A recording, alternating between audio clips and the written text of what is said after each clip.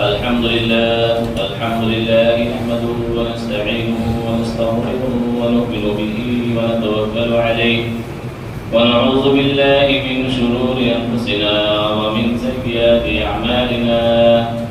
من يهده الله فلا مضل له ومن يضلله فلا هادي له ونشهد أن لا إله إلا الله وحده لا شريك له ونشهد أن سيدنا ونبينا مولانا محمدا عبده ورسوله أما بعد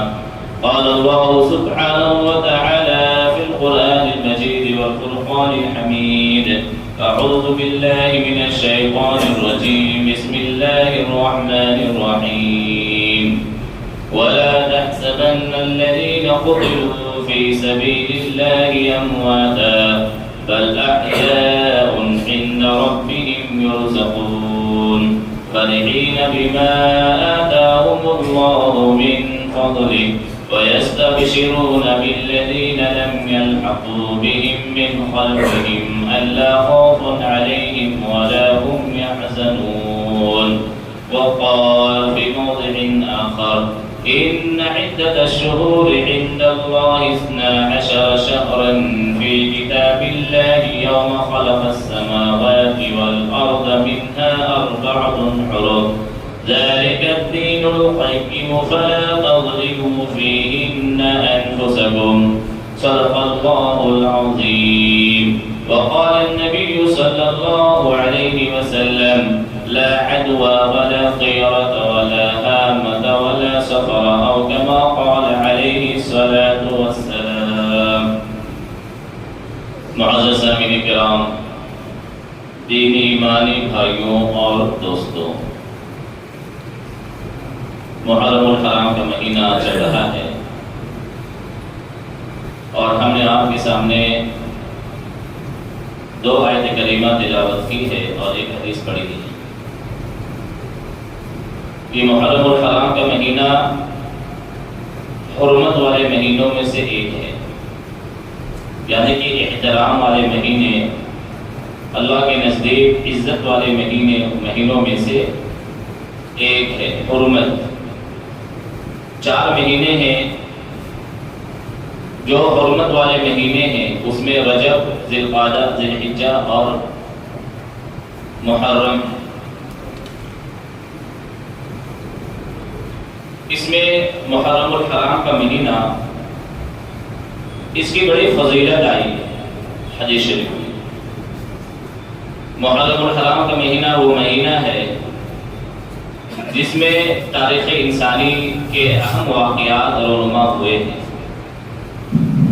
اور آج کے مہینے میں ایک عاشوراء کا دن بھی ہے، یعنی 10 محرم الحرام کا دن. یہ بھی بڑی فضیلت کا حامل ہے. ان تمام فضائل کو مد نظر رکھتے ہوئے انشاءاللہ گفتگو ہوگی، لیکن ایک بہت جو دردناک، افسوسناک، المناک، بلکہ یہ کہیے کہ تاریخ اسلامی میں ایک بدنما داغ جو لگا ہے، جو شاید بھولنے سے بھی نہیں بھولے گا، بھلانے سے بھی نہیں بھلایا جائے گا، اور ختم کرنے سے بھی نہیں ختم کیا جائے گا، وہ سیدنا امام حسین رضی اللہ تعالی عنہ اور اہل بیت کی شہادت ہے، جس کا درد اور جس کا کسر قیامت تک کے لیے یہ امت اپنے دل میں محسوس کرے گی. بہرحال چونکہ اسلام میں ماتم اور غم منانا، سوگ منانا، یہ اسلام میں منع ہے، اور خاص طور پر اس کے لیے جو مرا نہیں ہے، جو شہید ہوا ہے، شہید کبھی مرتا نہیں ہے. قرآن مجید نے بار بار اعلان کیا ہے وَلَا تَحْسَبَنَّ الَّذِينَ قُتِلُوا فِي سَبِيلِ اللَّهِ أَمْوَاتًا. تم لوگ یہ گمان مت کرو کہ جو اللہ کے راستے میں شہید ہوا وہ مر گیا ہے، بل احیاء، بلکہ وہ زندہ ہے، عند ربهم یرزقون، اپنے رب کے پاس ان کو رزق دیا جا رہا ہے. شہادت پانے کے بعد غم منانا یہ شہید ہونے والے کے لیے شاید یہ ہم لوگوں کی طرف سے توہین ہو جائے گی، چونکہ شہادت ایک بہت بڑا مرتبہ ہے اور بہت بڑا مقام ہے جو ہر ایک کے حصے میں نصیب میں یہ مرتبہ نہیں آتا ہے. اللہ رب العزت جس کو مقام و مرتبہ نوازنا چاہتا ہے اسی کو شہادت نصیب فرماتا ہے۔ اللہ کے رسول صلی اللہ علیہ وسلم نے خود حدیث شریف میں فرمایا کہ میری خواہش ہے کہ میں اللہ کے راستے میں قتل کیا جاؤں، شہید کیا جاؤں، پھر مجھے زندہ کیا جائے، پھر شہید کیا جاؤں، پھر زندہ کیا جائے، پھر شہید کیا جاؤں۔ شہادت اسلامی تاریخ میں چونکہ شہادت بہت ہوئی ہے، اور صحابہ کرام کی آپ سیرت پڑھیں گے تو بہت سارے صحابہ کرام جو ہے اللہ کے راستے میں شہید ہوئے ہیں۔ خود امام حسین رضی اللہ تعالی عنہ کے والد محترم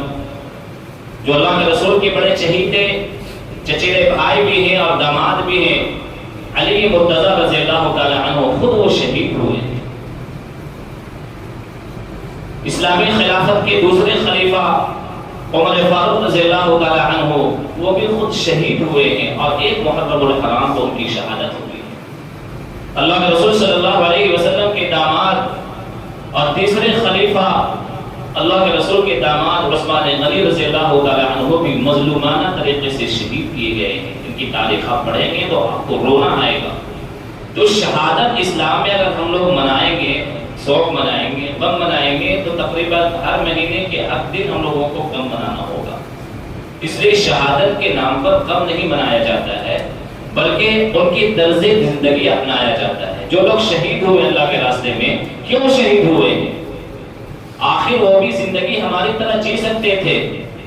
وہ بھی خوشحال اور خوش خرم زندگی گزار سکتے تھے۔ آخر انہیں ضرورت کیوں پڑے کہ اللہ کے راستے میں جا کر پورے گھر والے اہل بیت کے ساتھ وہ شہید ہو گئے؟ آخر کوئی وجہ تھی جو ان کو اندر سے تڑپا رہی تھی، آخر کوئی وجہ تھی جو ان کو بیٹھنے نہیں دے رہی تھی، آخر وہی وجہ تھی جو وہ آگے اور فیوچر یعنی کہ آخرت میں اللہ کے سامنے مقام و مرتبہ دیکھ رہے تھے۔ میرے بھائی اور دوستوں، سب سے بڑی چیز یہ ہے کہ جو لوگ شہید ہوئے ہیں ہم ان کی طرز زندگی کو اپنائیں، ان کی زندگی اور سیرت کو دیکھیں کہ آخر انہوں نے شہادت کیوں حاصل کی اور کس راستے پر وہ چل کر یہ مقام حاصل کیے ہیں۔ شہادت تو ہے تو اس کا جسم سے نکلا ہوا خون کا ایک قطرہ جب زمین پر گرتا ہے تو اللہ رب العزت اس کے تمام گناہوں کی مغفرت فرما دیتا ہے۔ اس سے بڑا اور کیا مقام و مرتبہ ہو سکتا ہے؟ کسی شاعر نے کیا خوب کہا ہے، کسی کو دین کا غازی بنا رکھا ہے، کسی کو دین کا غازی بنا رکھا ہے، کسی کو وقت کا راضی بنا رکھا ہے، کسی کو دین کا غازی بنا رکھا ہے، کسی کو وقت کا راضی بنا رکھا ہے۔ میرے حسین کے کرب و بلا کا ایک سجدہ، میرے حسین کے کرب و بلا کا ایک سجدہ زمانے بھر کو نمازی بنا رکھا ہے۔ میرے حسین کے کرب و بلا کا ایک سجدہ زمانے بھر کو نمازی بنا رکھا ہے۔ میرے بھائیوں اور دوستوں، سب سے بڑی بات ہم لوگوں کو یہ سمجھنے کی چیز یہ ہے کہ امام حسین رضی اللہ تعالی عنہ جب کربلا کے میدان میں چاروں طرف سے گھرے ہوئے تھے اور 72 یا 80 اہل بیت کے افراد تھے اور چاروں طرف دشمنوں کی نیزیں اور تلواریں چمک رہی تھی، امام حسین رضی اللہ تعالی عنہ بیعت بھی کر سکتے تھے، رجوع بھی کر سکتے تھے، واپس بھی جا سکتے تھے اور اپنی جان بچا سکتے تھے، اور چاروں طرف سے گھرے ہوئے دشمنوں کو بیچ میں اپنی جان بچانے کے لیے کوئی بھی راستہ اختیار کر سکتے تھے، لیکن آخر انہوں نے تمام راستوں کو بند کر کے شہادت ہی کیوں چنی؟ امام حسین رضی اللہ تعالی عنہ سجدے کی حالت میں شہید ہوتے ہیں۔ کیا یہ نماز کی پابندی اور نماز کا اہتمام ہمارے اندر ہے؟ اگر ہم امام حسین کی محبت کا دم بھرنے والے ہیں، اگر ہمارے دلوں میں امام حسین کی چاہت ہے، اگر ہمارے دلوں میں امام حسین کا مقام و مرتبہ ہے، اگر ہمارے دلوں میں عزت و احترام ہے، اگر ہم ان کے راستے پر چلتے ہوئے امام حسین کی صحبت اور ان کی سنگت آخرت میں حاصل کرنا چاہتے ہیں، تو میرے بھائیوں اور دوستوں، ہم لوگوں کو سب سے پہلے نماز کا اہتمام کرنا ہوگا۔ خوشی میں، غمی میں، فقیری میں، مالداری میں، بادشاہت میں، گداگری میں، رات کی تاریکی میں، دن کے اجالے میں، فقیری میں اور مالداری میں، ہر حالت میں نماز کا اہتمام کرنا ہوگا۔ تب کہیں جا کر ہم بول سکتے ہیں کہ ہم امام حسین کے ماننے والے اور امام حسین کے چاہنے والے